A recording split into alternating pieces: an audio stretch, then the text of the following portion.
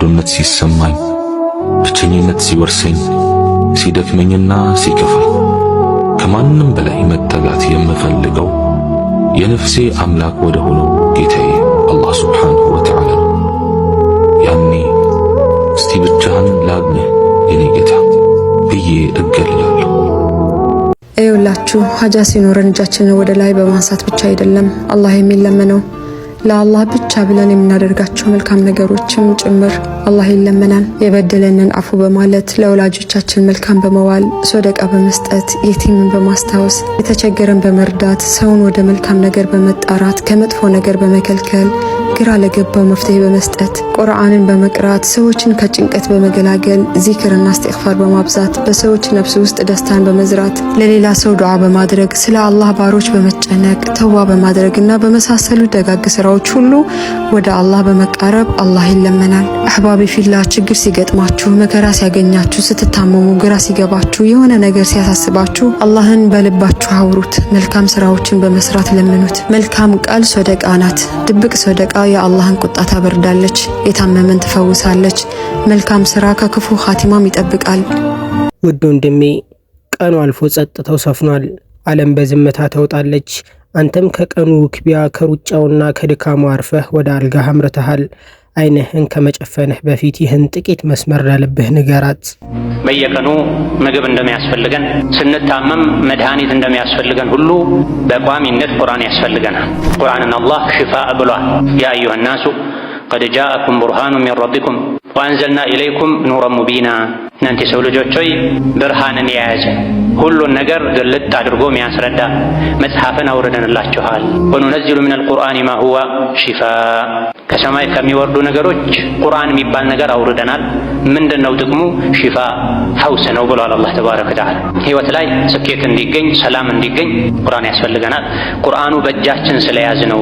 አንዳንድ ሰዎች እንደሚያደርጉት ግንባራችንን ስላስነካ ነው፣ ስለሳም ነው፣ ስለተሸከም ነው፣ ግርግዳ ላይ ስለሰቀል ነው ሳይሆን ስላመንበት ይጠቅመን፣ ካመንበት አስተንተነን አስተውለን ከቀራ ነው። ሁሉም የሚችለውና ከሁሉም የሚፈልገው ደግሞ ምክሩን ከተቀበለን ነው። ቁርአንን አሳምሮ መቅራቱ በቃል መሸምደዱ ብቻም በቂ አይደለም።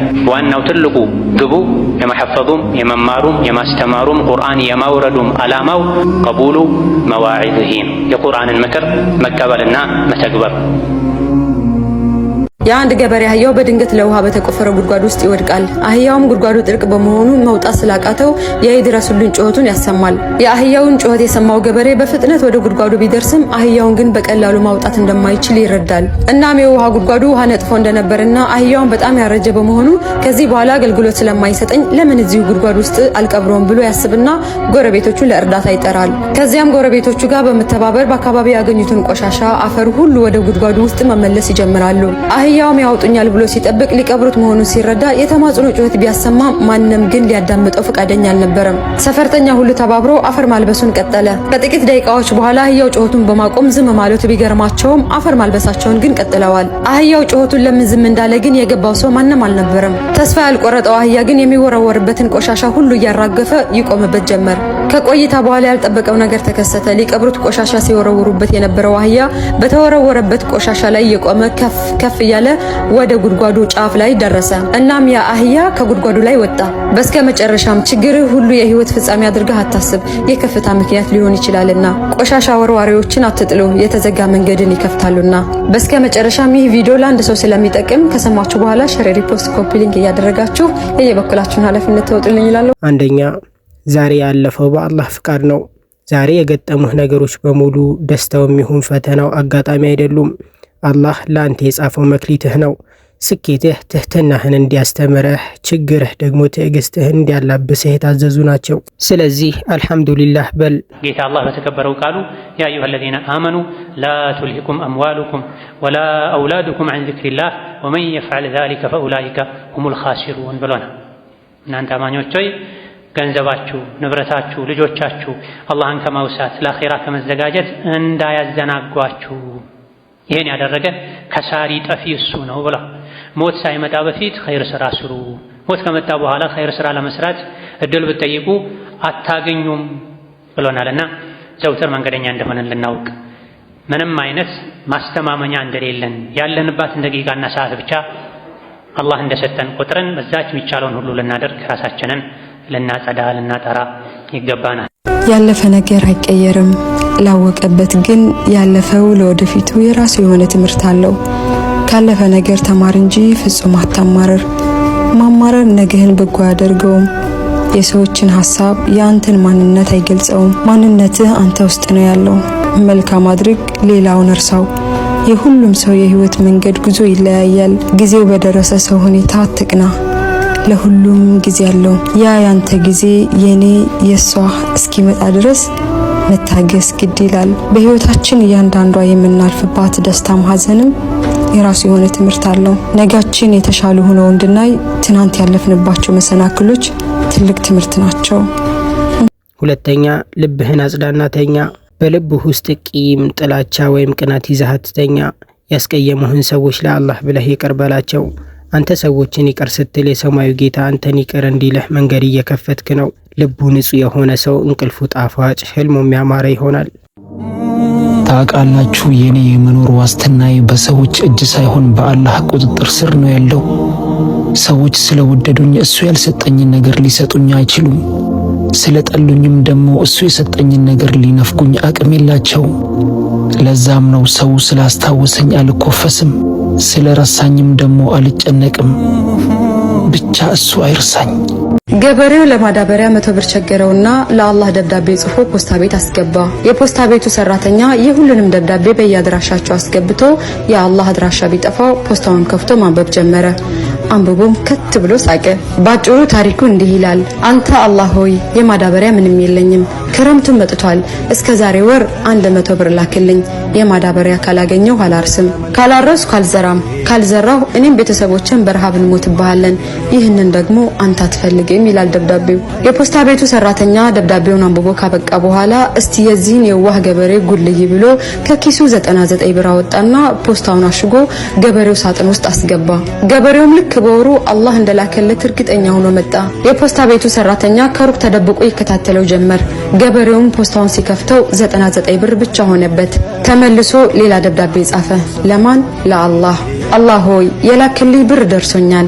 አንተ የላከው 100 ብር ሆኖ ሳለ የፖስታ ቤቱ ሰራተኞች ግን 1 ብር አጉድለውብኛል። ለወደፊቱ በእነሱ በኩል አትላክልኝ፣ ይሰርቁኛል ብሎ ጻፈ።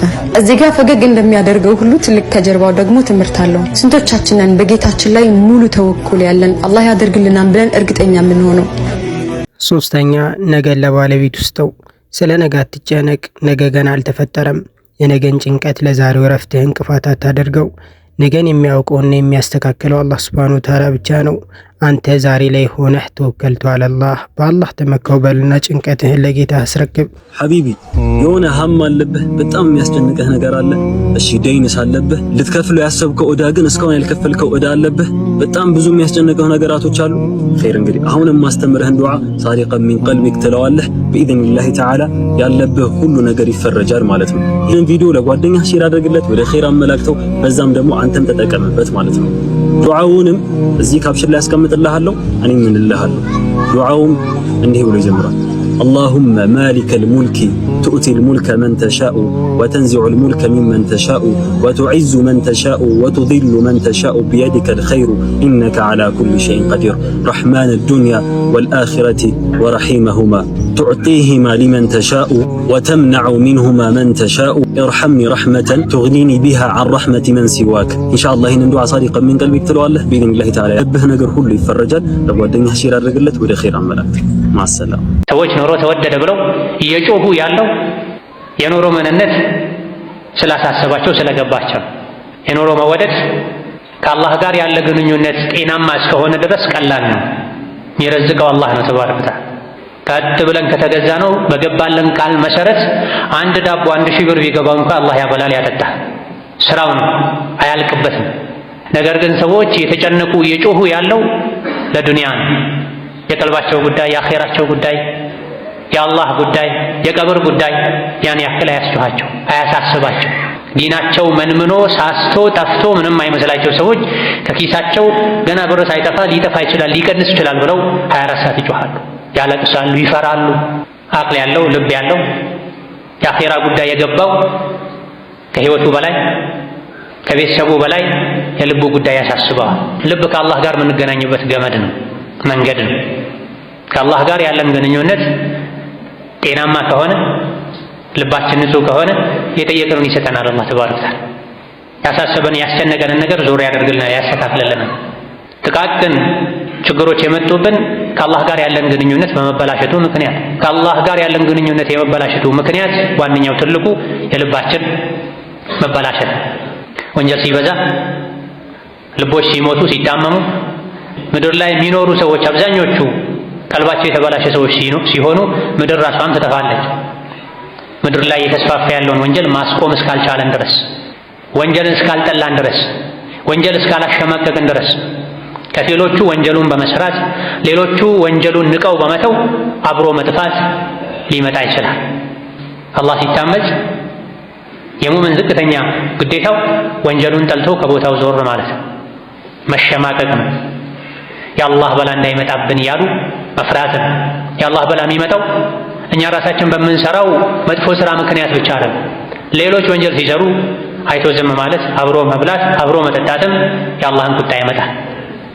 አላህ ተባረከ ወተዓላ አላህ ላይ የሚሳለቁ የሚያሾፉ ሰዎች የተቀመጡበት ቦታ ላይ አብራችሁ አትቀመጡ፣ ርዕስ እስኪቀይሩ ድረስ ዞር በሉ፣ አይ ካላችሁ እናንተም ልክ እንደነሱ ናችሁ ብሏል አላህ ተባረከ ወተዓላ።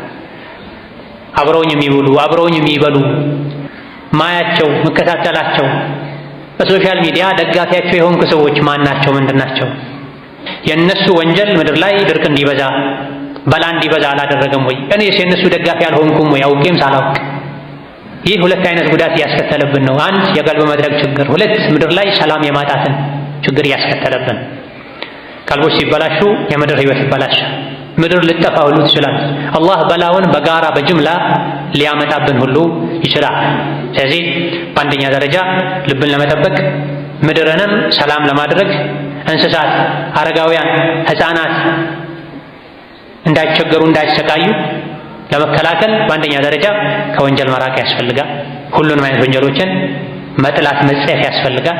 ወንጀል የሚሰሩ ሰዎችን ከቻሉ እጃቸውን ይዞ ማስቆም፣ ካልሆነ መምከር፣ መሸሽ፣ መራቅ፣ መጸየፍ ያስፈልጋል። አራተኛ የሌሊቱ ጸጥታ የዱዓ ጊዜ ነው። ከጌታ ጋር የምትገናኝበት ምርጥ ሰዓት አሁን ነው። በልብህ ያለውን ምኞት፣ የከበደህን ሐዘን፣ የናፈከውን ነገር በሹክሹክታ ለጌታ ንገረው።